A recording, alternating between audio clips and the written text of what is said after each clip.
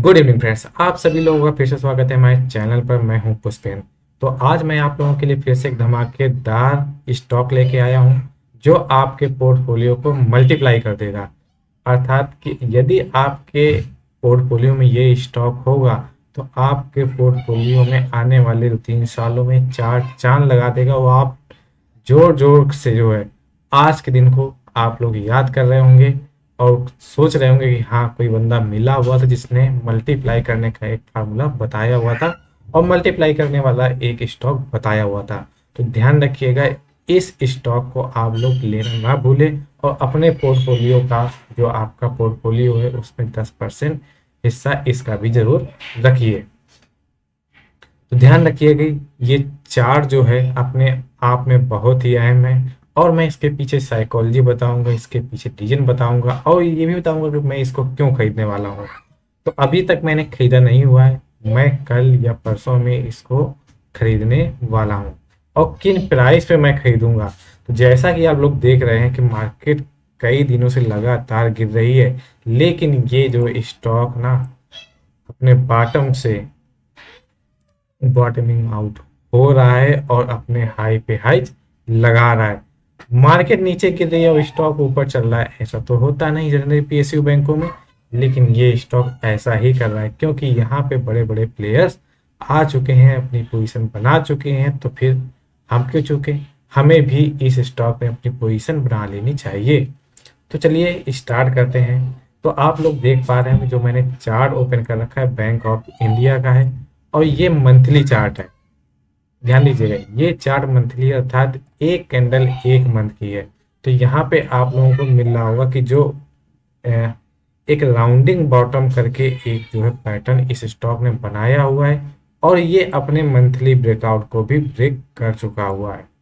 तो यहाँ पे जो इसकी शानदार रिकवरी बनेगी आने वाले समय में, तो ये स्टॉक इस प्रकार से चल सकता है, ऐसे जाएगा फिर ऊपर जाएगा फिर ऐसे ऐसे करके ये अपनी यहाँ तक की जर्नी को पूरा करेगा, जो आपके पोर्टफोलियो को 5 से 6 गुना तक भी कर सकता है, 600 के स्ट्राइक प्राइस तक भी जा सकता है। तो मेरी ये सलाह है कि आपके पोर्टफोलियो में ये वाला स्टॉक जरूर होना चाहिए। वैसे मेरी बाइक की कोई रिकमेंडेशन नहीं, ये वेब वीडियो मैं आपके लर्निंग पर्पज के लिए बना रहा हूँ ताकि आप लोग भी मल्टी बैगर स्टॉक किस प्रकार से बनते हैं, कैसे उनका ट्रेंड बनता है, कैसे बॉटम पे सेटअप होता है, तो उसका मैं फॉर्मेशन आपको बताने की कोशिश कर रहा हूँ। और एक चीज और, ये स्टॉक अभी मेरे पोर्टफोलियो में नहीं है, हो सकता है मैं आने वाले दिनों में बाई कर भी सकता हूँ नहीं भी कर सकता हूँ। तो आपसे एक गुजारिश है कि यदि आप इस स्टॉक में पोजीशन बनाते हैं तो अपने पहले फाइनेंशियल एडवाइजर से सलाह जरूर लें। तो चलिए चलते हैं वापस से। ये स्टॉक अपना बॉटमिंग आउट हो रहा है, मंथली चार्ट पे ये ब्रेकआउट ऑलरेडी इस कैंडल ने दे दिया है। अब इसको किस लेवल पर बाय करना है, यदि हमें ये स्टॉक लगभग इन लेवल पे जो हमारा 102 के प्राइस पर है, इस लेवल पे हमें मिलता है तो बहुत ही अच्छा प्राइस हमारे लिए रहेगा। और इसका टारगेट,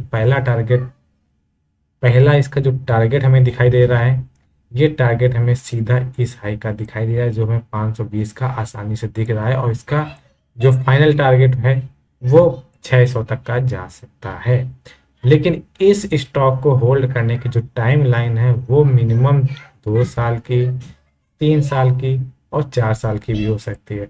अर्थात यदि आप 3 साल भी आप इस स्टॉक को होल्ड करते हैं तो आप देख लीजिए कि 110 रुपए का स्टॉक है, 560 रुपए में आप निकालेंगे जाकर, 600 रुपए में निकालेंगे जाकर, तो लगभग आपके पोर्टफोलियो में जितना स्टॉक होगा 5 से 6 गुना आपका ये स्टॉक कर देगा।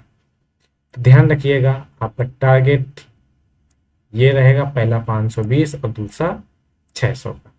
जो रिवर्सल आना होगा लगभग यहीं से आएगा, तो आपके लिए मैंने ये स्टॉक निकाल के रखा हुआ। और इसके बाद एक स्टॉक और है, वो भी कम दमदार नहीं, वो तो इससे भी बड़ा शानदार है। चलिए उस स्टॉक में जाने से पहले मैं आप लोगों को दिखाना चाहूंगा कि बैंक ऑफ इंडिया में इंटरनल क्या चल रहा है। तो इंटरनल की मैं बात करूं तो आप लोग देख पा रहे हैं सितंबर 2022 तक जो म्यूचुअल फंड ने लगभग इतने परसेंट बाय किया हुआ था वो लगभग अभी दोगुने के आसपास पहुंच चुका है, और एफआईएस भी लगभग दोगुने के आसपास पहुंच चुके हैं। तो और यहाँ पे थोड़ा सा डेटा और डालेंगे तो ध्यान देंगे कि जो सितंबर 2022 था, वहाँ पे जो एफआईएस की पोजीशन थी सितंबर 2022 में 1.1% थी, और अभी वो 2.7% के बाद 2.3% उन्होंने किया है। लगभग छोटा मोटा जो है उन्होंने कट किया हुआ है, लेकिन अभी घबराने वाली बात नहीं है। इसने ऑलरेडी चार्ट में ब्रेकआउट दिया हुआ है और ये लंबे समय तक चार्ट चलने वाला है। और अगर डीआईआईज की बात करें तो लगभग उसी पोजीशन के आसपास उन्होंने होल्ड करके रखा हुआ है। तो म्यूचुअल फंड बुलिश है, एफआईआईज बुलिश है, तो हम क्यों ना इस स्टॉक के लिए बुलिश हो जाए। और चार्ट में क्लियरली ब्रेकआउट आप लोगों को दिख ही रहा है, तो आप लोग इसके लॉन्ग टर्म के लिए होल्ड कर सकते हैं। अब चलिए चलते हैं दूसरे स्टॉक की तरफ। दूसरा स्टॉक जो भी हमें दिख रहा है वो हमें दिख रहा है डीएलएफ। इस स्टॉक को मैंने क्यों रिकॉग्नाइज किया हुआ, क्योंकि ये स्टॉक जब से लिस्ट हुआ है उसके बाद से इसने जो है अपना जो हाई बनाया था, लगभग 1221 का हाई बनाया हुआ था। 2008 के बाद 2008 की मंदी के बाद इस थोड़ा सा चलना शुरू किया और लगभग अपना हाई बनाया। इसने 400 450 का हाई बनाया, लेकिन और अब ये उठ कितने सालों बाद रहा है, लगभग 13 सालों बाद ये स्टॉक उठा है। तो अब ये स्टॉक यहाँ पे रुकने वाला तो बिल्कुल नहीं है।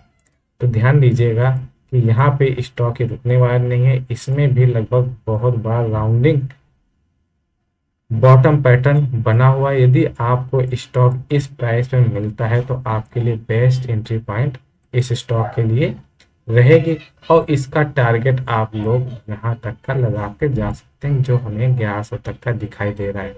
अभी जो स्टॉक का प्राइस है वो 525 है, और इसका पहला टारगेट 1100 है। यदि यहाँ से ब्रेकआउट आता है तो आपके जो आपका स्टॉक है लगभग 5 से 6 गुना ये भी करने वाला रहेगा, लेकिन जब ये ब्रेकआउट सक्सेसफुली देगा तब। अब देख लेते हैं डीएलएफ में जो एफआईआई है और डीआई है उनकी क्या पोजीशन बन रखी है। तो अभी इसमें बहुत बड़ा चेंजमेंट अभी हमें देखने को नहीं मिला हुआ है। सितंबर की बात करें, सितंबर से लेकर अभी तक में केवल 0.4% का इंक्रीमेंट हुआ है एफआईआई होल्डिंग में, और 0.1% का डीआईएस के होल्डिंग में। और पब्लिक ने अपना जो है पब्लिक ने अपने जो है पोर्टफोलियो से स्टॉक को निकाला हुआ है। तो मुझे ऐसा लग रहा है, जो चार्ट में हमें दिखाई दे रहा है कि चार्ट ने ब्रेकआउट दे दिया है, तो हमें इस स्टॉक को इस लेवलों पे बाई करना चाहिए। यदि हमें अवसर मिलता है ना तो ये भी लेवल हमारे लिए खराब नहीं है। ध्यान दीजिएगा, यदि एंट्री पॉइंट हमें यहाँ पे मिलती है तो बेस्ट एंट्री पॉइंट हमारे लिए रहेगी। इसको भी आप अपने पोर्टफोलियो में 2 से 3 सालों के लिए होल्ड करके रख सकते हैं। तो ये थे हमारे मल्टी बैगर स्टॉक। आपको हमारा वीडियो कैसा लगा, हमारे वीडियो को कमेंट्स करें, लाइक करें, सब्सक्राइब करें और लोगों के साथ में जरूर शेयर करें। हमारा वीडियो देखने के लिए धन्यवाद।